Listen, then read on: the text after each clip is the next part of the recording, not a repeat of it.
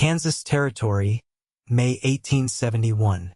The wind howled low across the open prairie, dry with dust and carrying the scent of something dying. She collapsed near the edge of the stream, her knees buckling into the muddied grass, her hands trembling as they touched the cold water. Her fingers could barely curl to scoop it. She was too weak. Skin pulled tight over her bones, lips cracked, and eyes hollow. Breaden Briar had nothing left to give, not even tears. Her dress was torn at the hem, boots worn through. Nothing but a small satchel hung from her shoulder, empty save for a faded photograph of her sister and a child's ribbon pink. Frayed.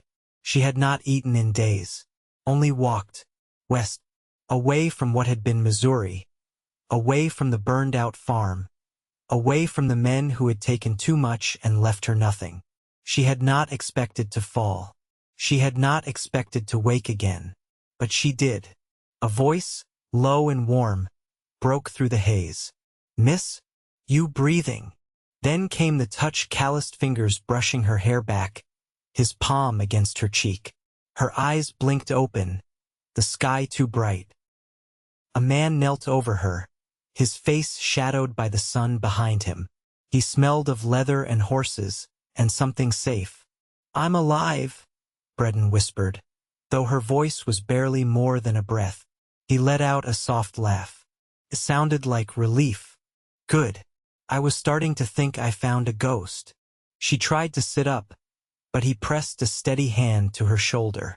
"Lie still. I got you." His name was Laramie Winslow.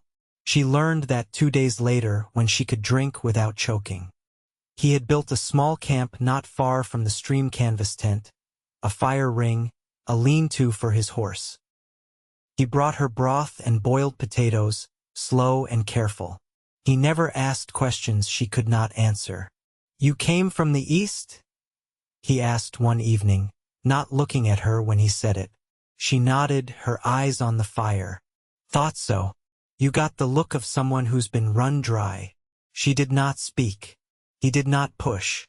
Instead, he handed her a tin cup and watched her sip. His kindness was quiet. He made her a place to rest, gave her his coat at night, taught her how to catch fish with her bare hands when her strength returned. He let her talk when she wanted, and when she stared too long at the pink ribbon in her hand, he said nothing, only stirred the fire and kept the silence company. One night, as the wind died and the fire burned low, she asked, "Why did you help me?" Laramie sat across from her, his hat in his lap. "Because I know what it is to lose everything. I know what it is to want to lie down and stop breathing." She watched his face, the way his jaw tightened, the way his eyes stayed on the fire. "What did you lose?" "My wife, and our little boy. Fever took them both, spring of '69. I buried them on a hill near Abilene. Couldn't stand the sound of my own house after that. Took to riding. Figured I'd wander until I wore out." Her throat tightened. "I am sorry." He nodded, but did not look at her. "You don't have to be. I'm still here." And so was she. The days warmed, and Breaden's strength returned. Her cheeks filled out. She stopped waking gasping from dreams. She helped gather firewood, fetched water, even mended the torn saddlebag he had tossed aside. She smiled once, and he saw it. "You got a nice smile," he said gently. She looked down, color rising in her cheeks. "I forgot I had one." He chuckled. "Well, I'm glad you remembered." They stayed near the stream for over a week. Neither of them said it aloud, but both knew she was no longer just resting. She was healing, and he was not just passing time. He was watching her come back to life. One morning, she stood at the edge of the stream, the sunrise painting gold across her skin, and he looked at her like he had not looked at anything in a long time. "Laramie," she said softly, turning to him. He crossed the grass and stood beside her. "I do not know what comes after this," she said, "but I want to want something again." He looked at her. "Do you know what you want?" She nodded. To stay here. With you. He reached out, brushing a strand of hair from her face. His hand lingered warm against her cheek. I was hoping you'd say that, he said. And when he kissed her, it was slow and real. It was the kind of kiss that did not ask for more, just promised that whatever came next, they would face it together. She leaned into him, arms around his waist, and he held her close like he had found something he never thought he would again. They did not need to speak it. It was already written in the way he tucked the blanket around her at night, in the way she reached for his hand without thinking, in the way they both looked at the horizon not with fear, but with hope. Laramie Winslow had found her beside a stream, starving and half dead. But she had revived something inside him too, and now they were both alive again. The wind shifted in early June. It came softer from the south now, scented with wild plum and the sharp tang of sage. The grass along the bank had grown taller, brushing at Breaden's skirts as she walked barefoot through it. A canvas sack looped over one shoulder, full with the day's pickings: wild onion, early raspberries, a few hen-of-the-woods mushrooms Laramie had taught her to find by reading the roots of the cottonwoods. Careful with those, he said as she returned to camp, eyes catching the mushrooms in her hand. Too much'll twist your belly. She passed him the sack, her lips tugging up slightly. So will undercooking beans, but you don't seem to worry about that. He glanced at the fire pit where the pot sat simmering. You sayin' I can't cook? I'm saying you make strong coffee and stronger stew. That's not the same thing as cooking. He gave a soft grunt and poured out the water he'd just boiled. Maybe you'd like the fire to yourself tonight. I already planned on it. She knelt beside the stones, pulling the sack open and laying out their dinner on a flat rock. Her sleeves were rolled, dirt smudged on her forearm, and she looked entirely at home there. Laramie sat down across from her, his knees drawn up, arms resting on them. You ever do this before? What? Live this way, wild, outside. I lived poor, she said, slicing the onions with his pocket knife. But we had a roof. He nodded, quiet again. She didn't look up. You? Once. My old man ran a trapline up near the Smoky Hill River. Spent a winter in a dugout with nothing but a dog for company. That's how I learned to cook bad stew. That earned her first laugh of the day. It was low and short but real. Poor dog. He leaned back on his hands and watched her. You think you'll want to go back east? No, the word came flat and sure. There's nothing back that way for me. Not anymore. He didn't ask more. He never did. Instead, he said, I've been thinking about building something permanent. Not here exactly, but close. Good grazing a few miles north. Water's reliable. Soil ain't bad. She looked up at him then, her face unreadable. You thinking homestead? I was. If I file, I'd have 5 years to make the claim stick. It'd go faster with 2 sets of hands. Breaden wiped her fingers on the hem of her skirt. You asking me to help build a house, Laramie Winslow? He didn't smile. He just held her gaze. I'm asking if you'd want to live in one with me. The fire cracked between them. Overhead, a meadowlark sang from a post oak. She leaned forward slowly, resting her hands on her knees. I don't know if I'd be any good at that. At what? Living like it'll last. Laramie reached across the flames and took her hand. His was sun-browned, rough with old work and healing burns. Hers looked smaller inside it, but no less solid. It doesn't have to look like anything, he said. It just has to be real. She studied their joined hands, then met his eyes again. What would you build first? Barn. Then a lean-to for tools. Then the house. I'd start with the house. He nodded. Then the house. That night they didn't sleep apart. She crawled under the blanket beside him, her body curved into his, her hair against his throat. He held her like he didn't need to be anywhere else in the world. and she let herself believe for the first time in years that maybe there was something left to belong to. Dawn came soft and pale, spreading light across the prairie without sound. She woke first, his arms still around her waist, his breath steady and warm against her neck. She whispered, "I'm not afraid of the work." He stirred slightly, eyes still closed. "I know. I want to try." He opened his eyes. "Then we will." They broke camp that morning, packed the few things they had. His saddle creaked as he loaded her sack beside his, tying everything down with practiced care. She mounted behind him, arms around his middle, her cheek against his back. They rode north toward land he'd been watching. Neither said much. The sound of the horses' hooves, the wind through the bluestem, the occasional hawk cry overhead, it was enough.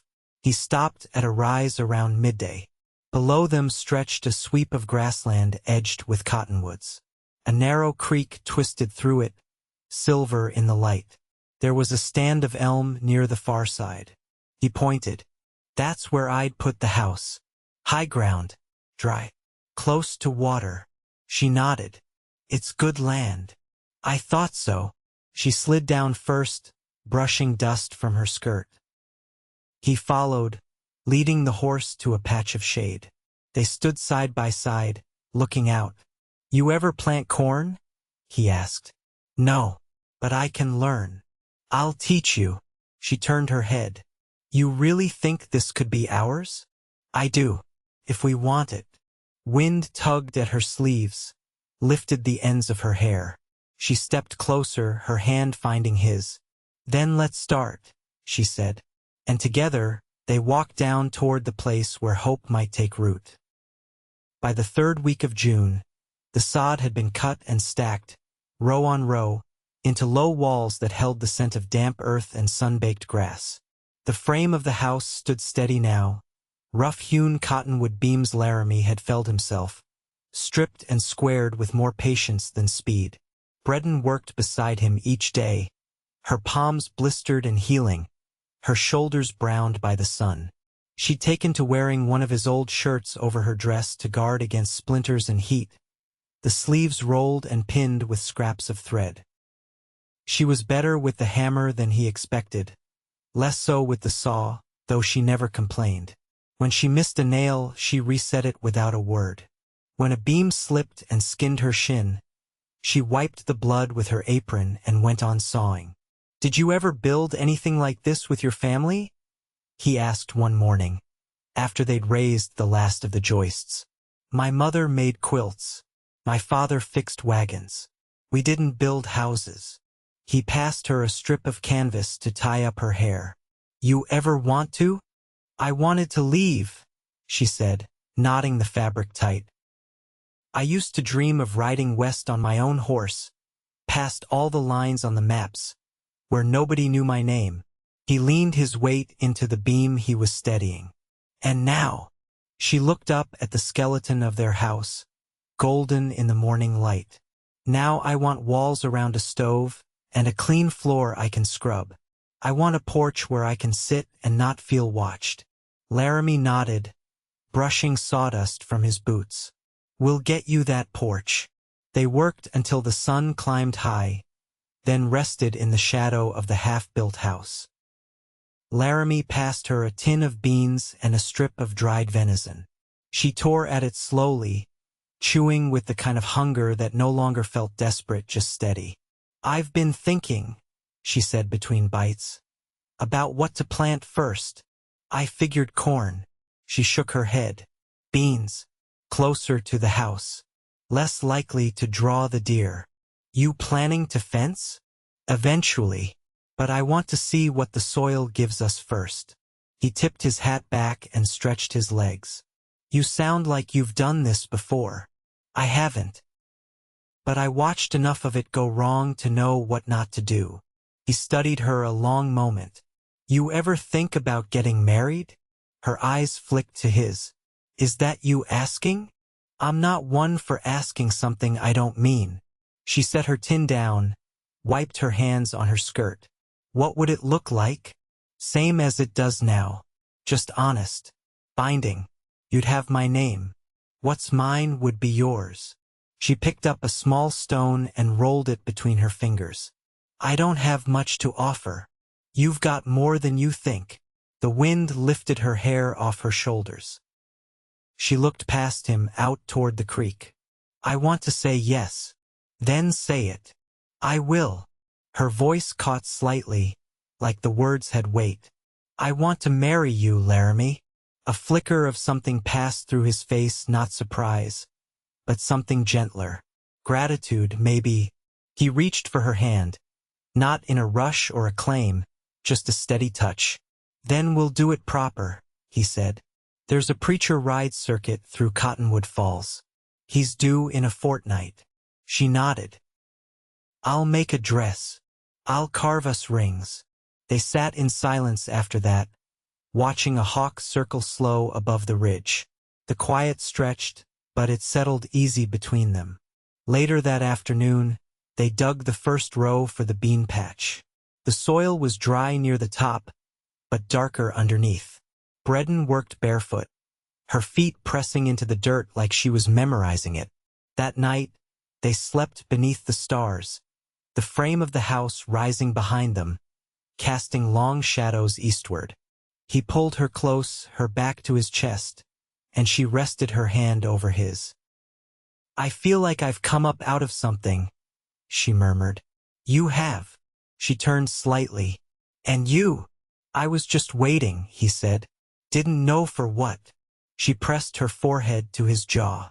Now you do. He didn't answer. He didn't need to. The wind shifted again, cool against their skin, and the prairie made no sound but the rustle of grass and the slow, steady breath of two people building something that would last. The preacher arrived on a gray horse with a coat like river clay and eyes clouded by age.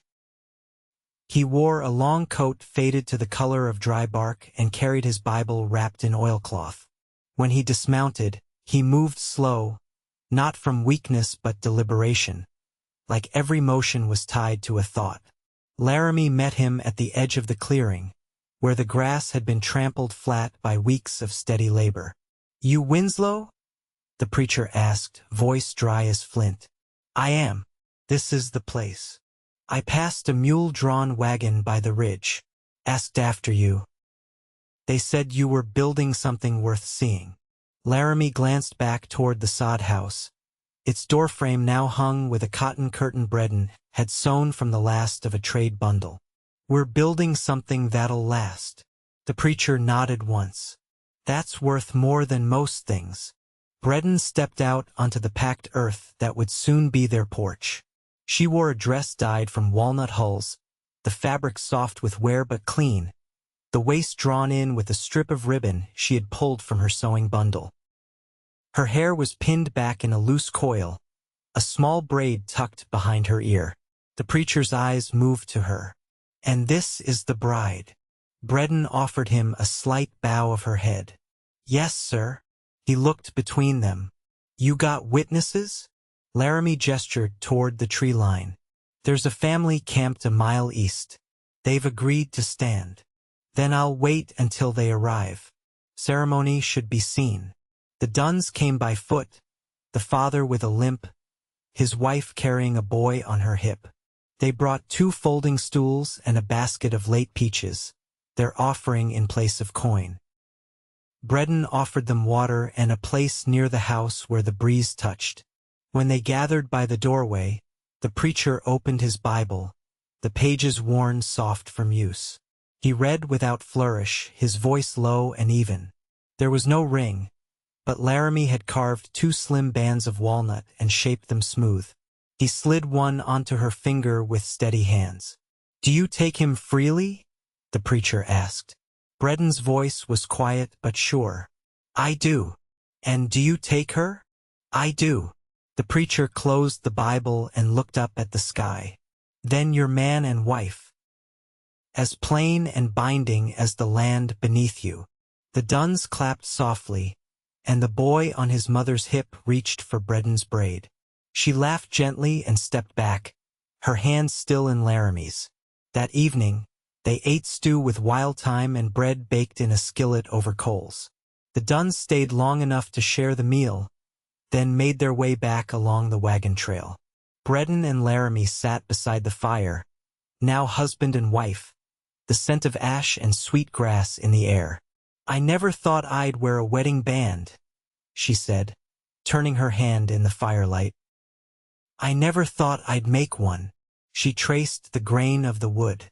"There's a knot near the center." He leaned closer. "That's where the tree tried to heal after a break. I left it in." "I like that." She set her hand over his. "It feels like it fits." They didn't say more. The quiet was enough. The next morning, Laramie brought in a cedar sapling from the ridge and planted it near the corner of the house. Breaden watched as he worked the soil, her shawl wrapped around her shoulders against the early chill. "What made you choose cedar?" "It holds its shape, even in wind. And the smell's clean." She knelt beside him, pressing her fingers into the dirt. "I want to plant something, too." "There's room for whatever you want." She brought seeds from the sack she'd kept tucked behind their sleeping mat, beans she'd saved from her mother's garden, hidden through all the miles. She placed them into the soil a few inches from the cedar, each one pressed gently, like a prayer. They stood together afterward, looking down at the earth. "It won't be easy," she said. "No," he agreed. "But it'll be ours." And for the first time in years, Breaden felt the full weight of her own breath and knew it wasn't fear anymore. It was promise. They walked back to the house hand in hand, the morning sun warming the back of their necks, their steps slow, steady, and side by side. The last of the roof was laid before the second frost. The sod bricks held firm through September's dry wind, and the rough-hewn beams settled without shifting. Breaden spent her mornings turning the soil behind the house, coaxing late beans up trellis sticks she'd lashed together from creek willow. Laramie split firewood in long rows, stacking it against the north wall with the practiced rhythm of someone who had known lean winters. By October, the house had taken on a lived-in quiet. The floor was swept daily with a broom of bound broomcorn. Tin spoons hung from pegs beside the hearth, and a cotton quilt stitched from scraps she'd bartered from the Dunns rested on their narrow bed. It was not a large space, but it was orderly, warm, and theirs.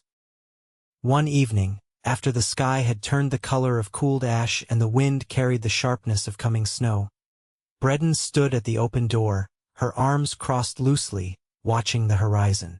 "You keep checking like you expect someone," Laramie said from his stool near the hearth, where he was oiling the leather of his saddle girth. "I had a thought," she said, her voice distant but calm, "about the boy in that photograph." He set the rag down and lifted his head. "Your nephew?" She nodded once. "If he's still alive, he'd be near grown. My sister wrote once, long before. She said he had his father's temper, but her eyes. I've been thinking I want to try and find him come spring." Laramie rose slowly, wiping his hands on the cloth. "You think he stayed in Missouri?" "I don't know, but I can't shake the feeling he's out there, somewhere." He crossed the room and stood beside her, his shoulder brushing hers. "If you want to look, we'll go together. After the last frost. Leave seed for the neighbors. Take enough feed for the mule. I wouldn't leave you here alone." "You wouldn't have to." She turned to him, her eyes searching his. "You'd go back east, even after what you lost there?" "I wouldn't be going back. I'd be going forward. With you."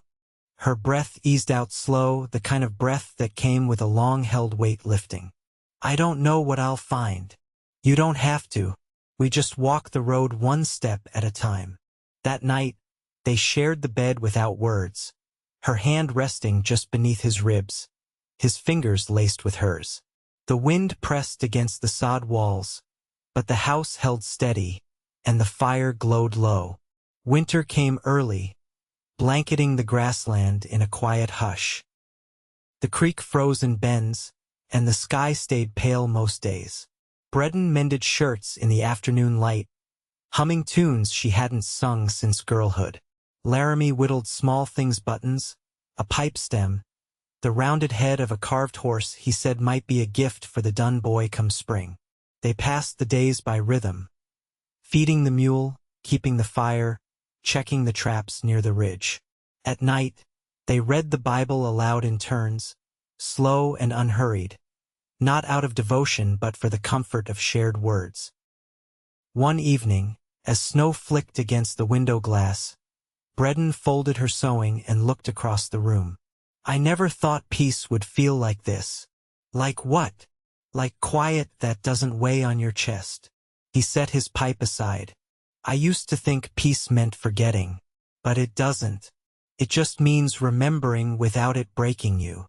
She crossed the room and knelt at his feet, resting her chin on his knee. "You've given me more than I ever knew I could have. You gave it to me first," he said. "When you chose to stay." They spent the long winter in that way, quiet, steady, side by side. When the thaw came, it loosened the streams and softened the earth, and they began to ready for the road. Breaden packed only what they needed, the photograph tucked in a side pocket, worn now at the edges but still whole. Before they left, they planted the garden again. Beans, onions, and squash, with a line of marigolds Breaden sowed by the door for luck. The Dunns promised to check the place while they were gone, left with a key and a promise to keep the firewood stacked. The wagon creaked as they rode out, their backs to the cedar sapling now waist-high by the porch. Breaden looked back once, her hand resting on Laramie's where it held the reins. "You think we'll find him?" she asked. "I think we'll find what we're meant to." They didn't hurry. They stopped to share meals with travelers, traded stories under open skies, and slept with their gear tied close. Breaden asked after names, watched for a familiar line of the jaw or a shade of gray in someone's eyes. And though they never found the boy, she carried the search with a lightness that hadn't been there before. When they returned midsummer, the house stood just as they left it, the garden lush, the cedar taller. Laramie lifted her down from the wagon, his hands sure at her waist. She looked around the homestead, the hills gold in the late sun, and breathed deep. "I thought I'd need to find him to feel settled," she said. "And now, I think I understand something else. It wasn't just about him. It was about not feeling lost anymore." Laramie touched her cheek, his thumb gentle along her hairline. "You're not lost. You're home." That night, they lay beneath the open window, the stars sharp above them. Breaden curled tight to his side, her voice soft in the dark. "I love you, Laramie Winslow." He kissed her temple, his breath warm against her skin. "I love you, Breaden. You're my heart's rest." Years passed. The cedar grew tall enough to cast a morning shadow across the porch. Laramie built a second room off the back for tools, then another for storage. Breaden pressed herbs between pages and taught herself to keep bees. They never left again, not for long. Folks came through, sometimes traders, riders, a cousin of the Dunns who brought a fiddle and stayed 3 nights. Once, a young man with gray-flecked eyes stopped to water his horse. Breaden watched him ride off down the trail, the ribbon still folded away in a drawer, but she didn't call after him. She only turned back toward the house, where Laramie waited with coffee and the smell of wood smoke. Together, they grew old with the land, their hands calloused but gentle, their love a steady thing like the sky, like the turning seasons, like the home they had built one day at a time.